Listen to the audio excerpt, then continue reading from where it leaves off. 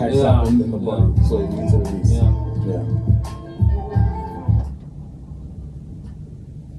Okay, any idea who this is now?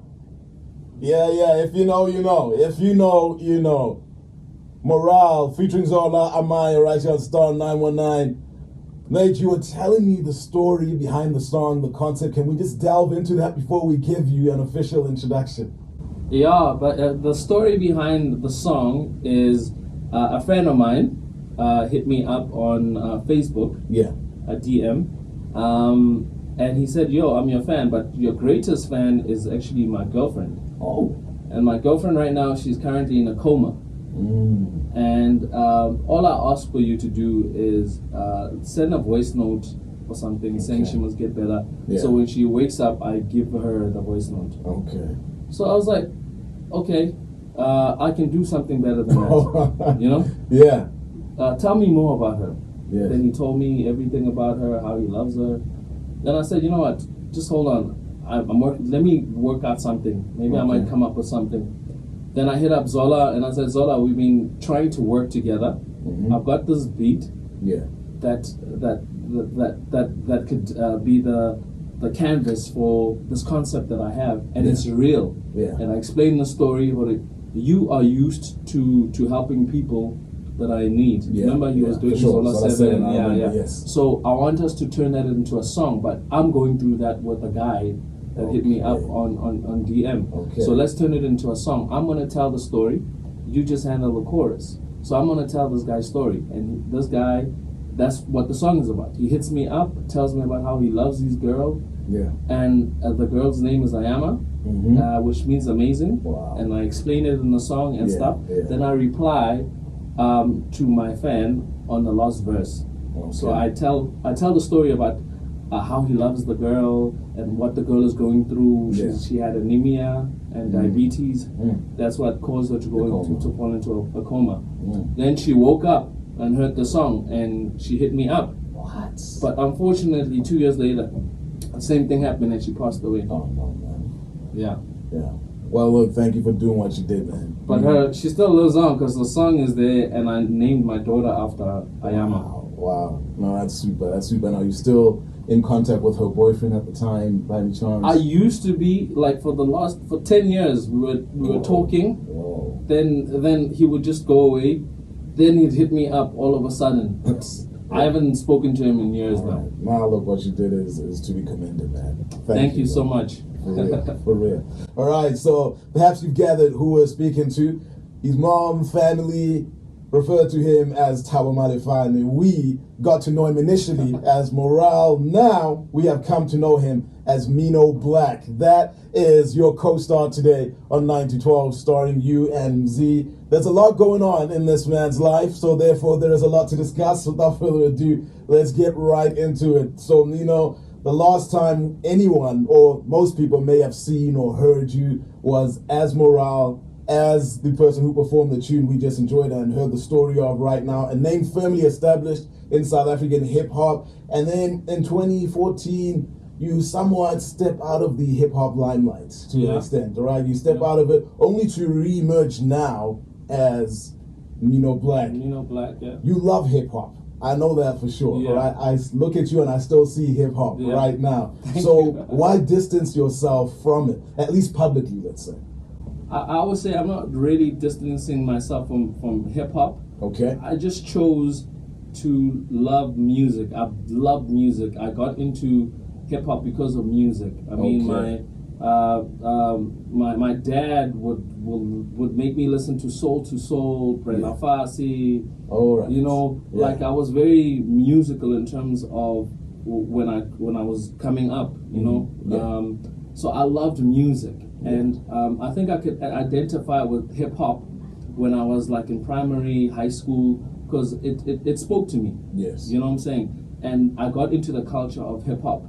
But I still love music. My love for music is bigger than hip hop. Than the genre per se. Yes, but I'm about hip hop culture, and you'll still see it today because I practice that culture. It is my culture. But the love for music is vast. It's broad. It can't be boxed in as hip hop. Nice, which explains your evolution, and not many artists can undergo the kind of evolution you have undergone. And I'm not just talking about merely an artistic evolution, but you have morphed into what I would consider to be a music exec and music entrepreneur of sorts. You know, you have moved into publishing, which is, if you know, you know, that's where the money is in music. You are heading right now a production house and publishing house as well. How intentional was that metamorphosis, and what opportunity did you identify in production music, which is what you're focusing on? Well, I never thought in my wildest dreams that I was going to be a publisher. Really? Like, I hated doing Sambo stuff. I hated, you know, I just enjoyed the money. When the money came and I got that SMS, I would be surprised, sometimes depressed because it was little. You know what I'm saying? Yeah. Then I was like, you know, I went through a whole lot of life changes in hip hop. As much as I was very popular and I had songs and stuff, I think hip hop was going through a metamorphosis itself. It was still developing and becoming the hip hop that we know today. You know what I'm saying? At that time, we were still struggling to get gigs. We were still trying to get still struggling to get endorsements and whatnot. You know, but on TV and radio, we were getting spins. But corporates weren't coming to the table, and the gigs we'd have, we didn't charge as much as the guys charge now. So I struggled to grow like personally. You know. So I had to make a choice. It's either I go into music and go into a sector in the music industry that actually makes money. Because I'll be happy, because I'm all about music, not just the hip hop culture. So I decided, okay, I'm going to still be in music, but focus more on all types of music that's needed, music that you hear every single day. I mean, we're listening to production music in the background right now in this show. Your show can't happen without music. TV can't happen without production music in the background. You know, ads can't happen without production music. Stories can't be told on Netflix or ETV or any platform. You know. So I was like, okay, I'm gonna dive into that. And I'm gonna learn, and I unlearned everything that's hip hop, but I took some lessons that I learned from hip hop that made me cunning and sharp in this industry. And because I was Morel, everybody knew me. I thought I was gonna be dealing with clients that are old heads and you know, old generation corporate stuff. But when I get there, people are my fans, editors are my fans, directors are my fans. I'm like, okay, that's. Then I was like, okay, actually, I was meant to be Morel to do this first, you know. Man, that's so cool. Morel opened a lot of doors for me and made this journey of becoming a music publisher from scratch much faster, much enjoyable, much easier. And I think it's a very difficult industry to get in because it's an industry of numbers. You need a lot of music. And when I had to make the music, I had to work with other composers because I couldn't do it alone. And the composers knew me. Composers were my fans. I'm an award-winning artist, you know. So people was like, they trusted me with their music, and they trusted my vision because I've made things happen before, you know. So it was just easy. I had to be Morel. I had to go through my hip hop journey. It was written, you know what I'm saying? It's my destiny. It was my destiny to be Morel, but it's also a stepping stone to be a greater artist. You know what I'm saying? Greater producer, greater creator. I hear that. As you're talking, I'm literally seeing the dots connect. So, as Steve Jobs, his famous commencement speech, you know, you just got to trust that when you look back, the dots connect. It looks like that's what's happening with your life. That's exactly what happened. 100%. So I had to go to my broke struggles as a rapper. I had to be a starving artist. I had to learn how to do things by myself from scratch when nobody was trying to help me. You know what I'm saying? Playlisting my music was difficult. Mixing my music was difficult. I mean, that track that you just heard now was mixed in a bedroom. And back in the day, bedroom studios weren't all that. Yes. We didn't have. But it was recorded in a proper studio. With Zola. But we knew that Zola sometimes at that time was too busy. Yeah, so sure. we took the track, and we mixed it ourselves. And then we got it mastered elsewhere. So we had to learn everything from scratch. We had to do everything from scratch. Yeah. And those are the skills that make me a very talented publisher and a music library owner. Yeah.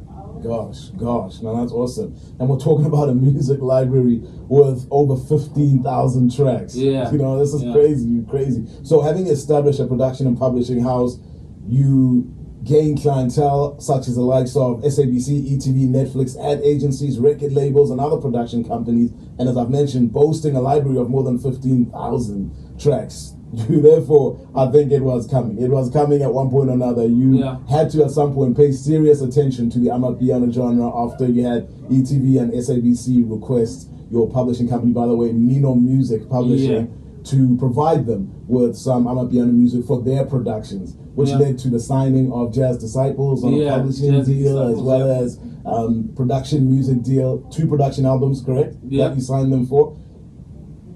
This then resulted in the re-emergence of you as Mino Black. What would you say the past few years, especially owning a publishing company, have brought to you in terms of appreciation for Amapiano music per se? What are your thoughts on it generally, and what kind of appreciation can you say you have for it now? Well, before just Amapiano, I appreciate South African music. All right. Because I had to learn how Maskandi works. Okay. I had to get into studio and try and make Tswana music, and know what's the difference between Tswana music and Sutu music. Yeah, critical. And I had to find artists that can actually put it together. Yeah. So I had to learn all that, and that comes with a vast amount of culture. Yeah. You know what I'm saying? That's when I started believing that, wow, this hip-hop culture sometimes pulled me away from what's under my nose, which is our culture.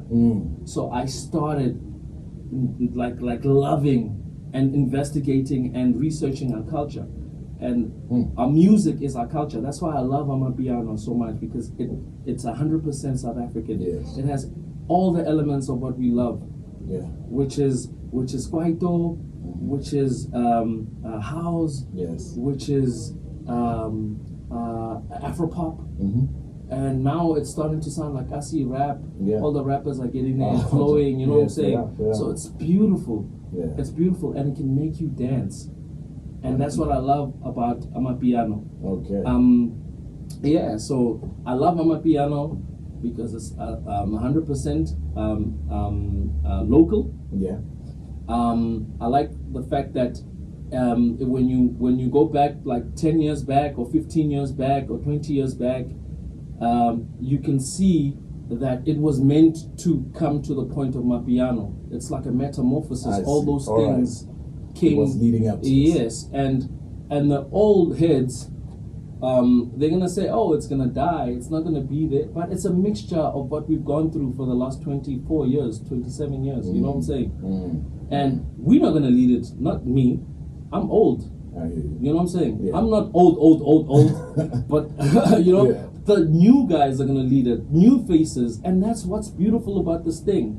You're not seeing the AKAs lead it. It's new faces, the Daliwongas. You know what I'm saying? The Mr. Jaziks. It's new faces, new guys that you see every day in taxis in the streets. So it's meant to be. Awesome stuff. And you're fully in. I can hear your passion. I see it as well. You're fully in right now. I mean, this year you dropped an EP, Never Too Late, and you're now working on your debut album, Nyakaza. No word as to when exactly that's going to drop, but it's in the works. What would you say is Mino Black's unique offering to the Amapiano music scene and culture, as you put it? Well, you know, I've been doing this Amapiano thing for a couple of months now. But I've been in music, doing music for over like 16 years. You know what I'm saying? So I come with that experience of 16 years. I also come with an open mindset where I'm not boxing myself. Yeah, I do come with the culture of hip hop. Yes. But I don't want to box myself within hip hop. That's why I could just switch from Morale to Mino Black. Okay. Because it's not about hip hop, it's about music. You know what I'm saying? So what I'm bringing to the table is, I'll give you an example. I tried working with a prominent producer and DJ who's out there, I won't mention his name, sure, and stuff, to do a song. And he's like, no, man, when do you want to do the song? When do you want to release the song? I'm like, next year. And he's like, no, let's rather wait till next year, because the Amapiano sound keeps on evolving. Wow. You know what I'm saying? It keeps on changing and whatnot. And I was like, nah, you know, I'm an artist. Okay. So if I like a certain sound, that's what I'm gonna work on. Okay. And it's my job for me to sell that sound, to sell my ideas at whatever time. I hear you. You know what I'm saying? Yeah. It's like Jay-Z. Jay-Z is not changing his sound to fit in with the new, to fit in with the trap guys, to fit in with the little Johns and little whoever. Yeah. You know what I'm saying? Yeah. Yeah. He's authentic. That's how I am. I'm like, okay, I hear this sound. Even if it develops in the next 2 years, I'm gonna keep it and develop it in my own direction. Okay. So that's me. If you listen to my songs, they a little more Afro-pop-ish, you know, and soulful and stuff, and that's my vibe. That's what I'm bringing to the table.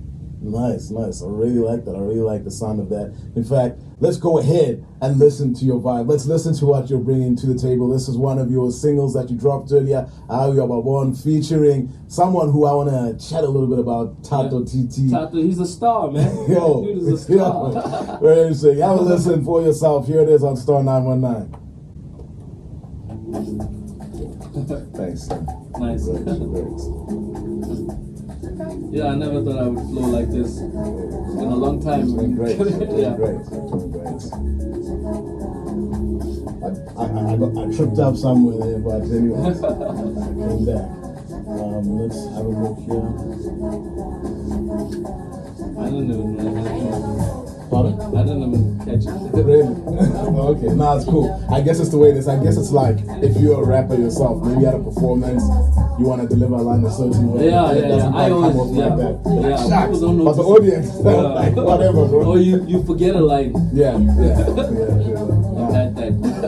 All right, we're gonna have like roughly 5-6 minutes after this because I want to play these Uber out of the interview. Yeah. All right.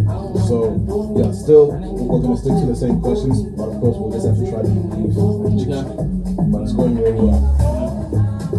I'll be honest, I was somewhat relieved when I met you now in person because like the persona I'm seeing in the videos, I'm like shocked. You know what I'm saying? And then you're like such a cool guy and just like, I'm relaxed.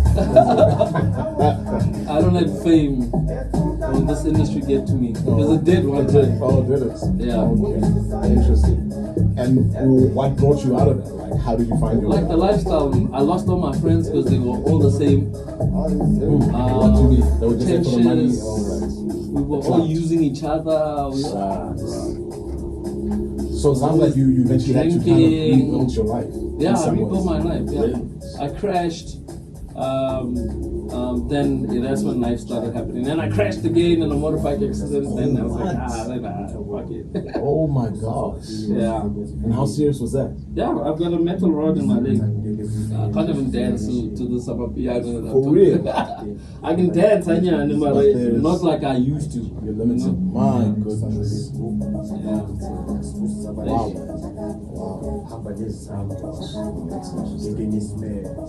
Were you conscious or did you? I was unconscious. Like I woke up and my leg was here. You're not serious. No, you're not serious. I'm telling you, my leg was here. I was like, wow. I'm gonna freak out. Yeah.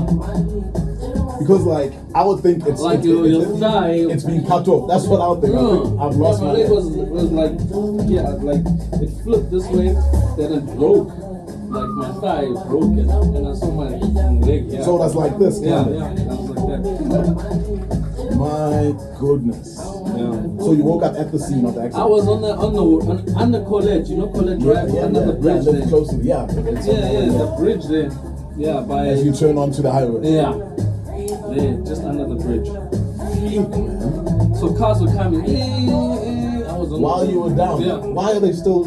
Yeah, some of them. So then they all stopped and they pulled me to the side, and the pain was unimaginable. I can't imagine. I don't want to.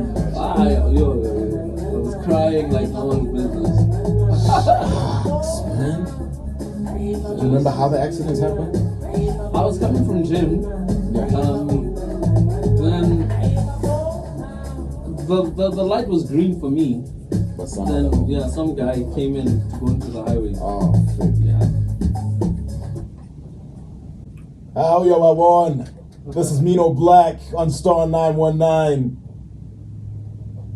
Reinvention and evolution at its finest. I did say before going into this tune that I really want to talk about Tato TT, because this, I think, is where your, what I'll call, music exec skill sets comes into play, where you're working with people who aren't the most notable, aren't the best known, but when you listen to their product, is what I refer to it as, they've got the pedigree. They can stand toe to toe with the very best, with the heavyweights in the game right now.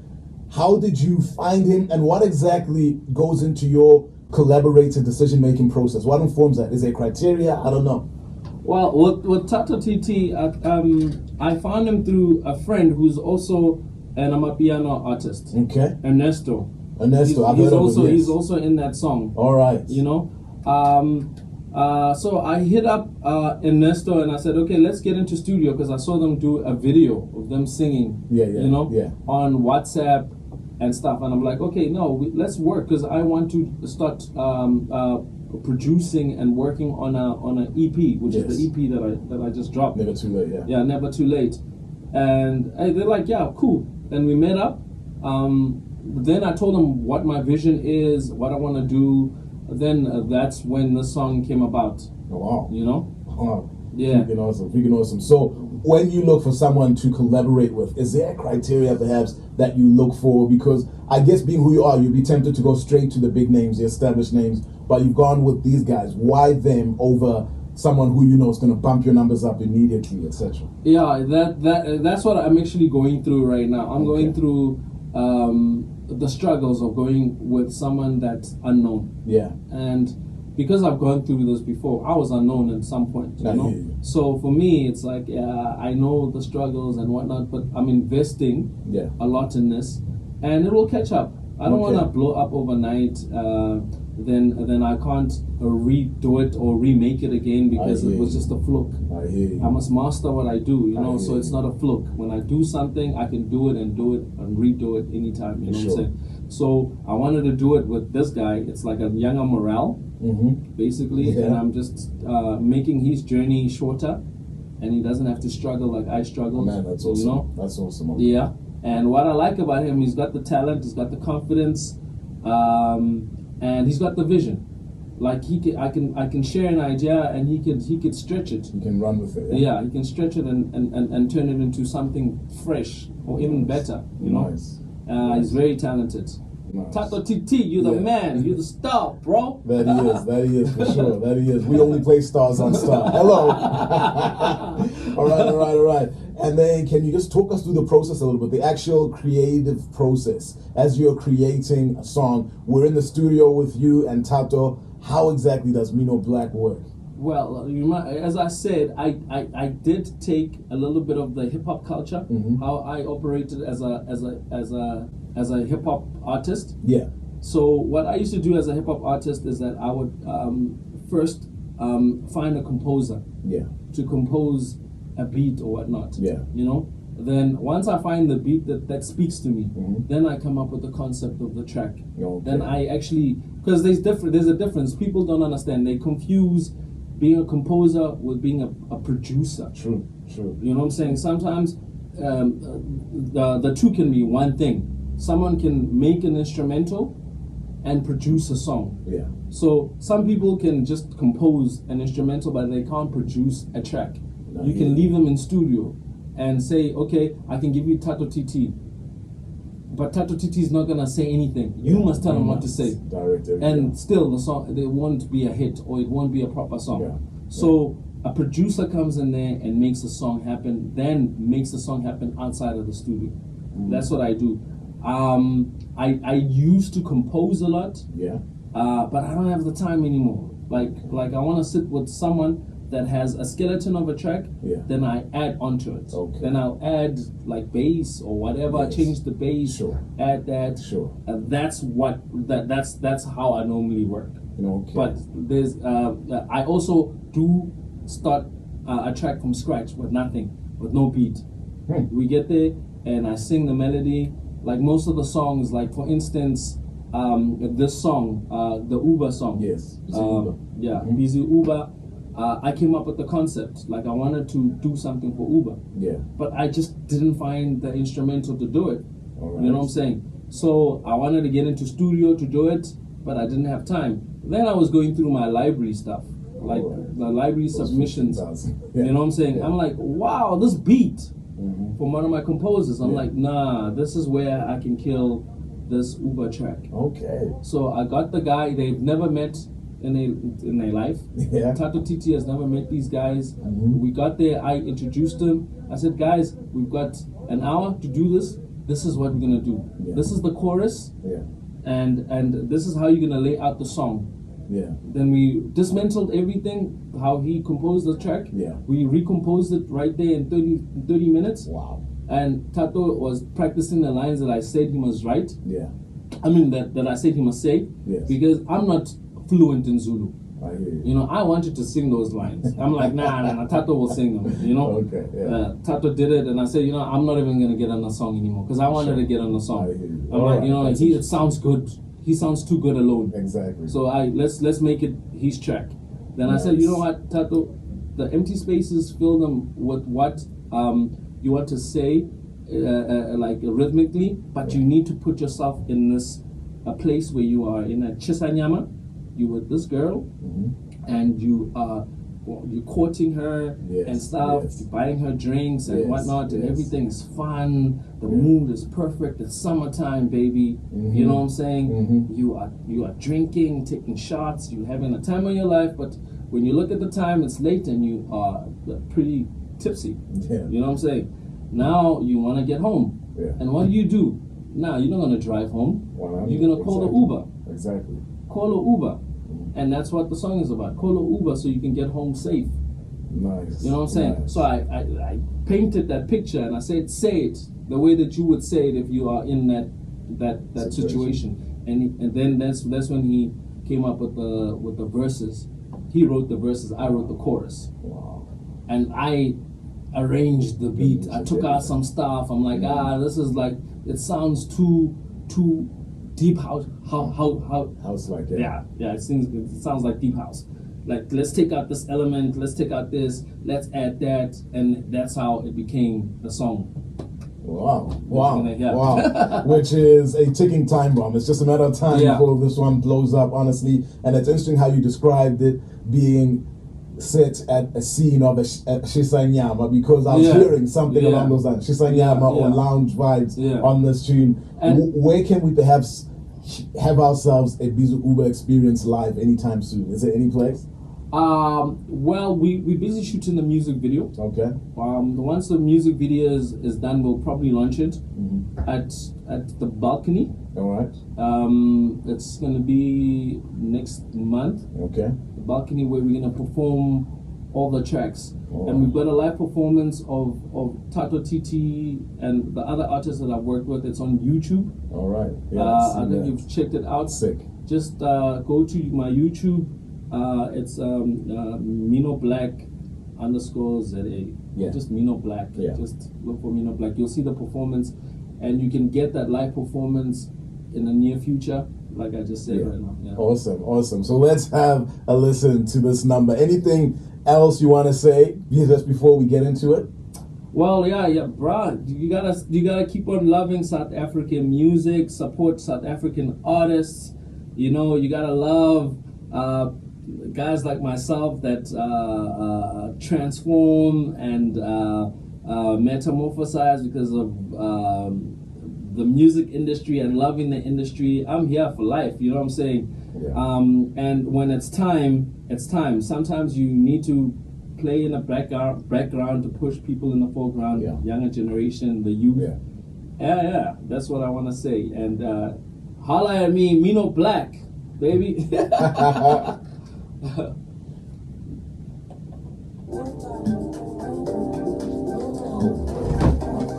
Thank you very much. Do you mind waiting about 10 minutes or so to take pics? Is that cool? Thank you very much. Thank you so much.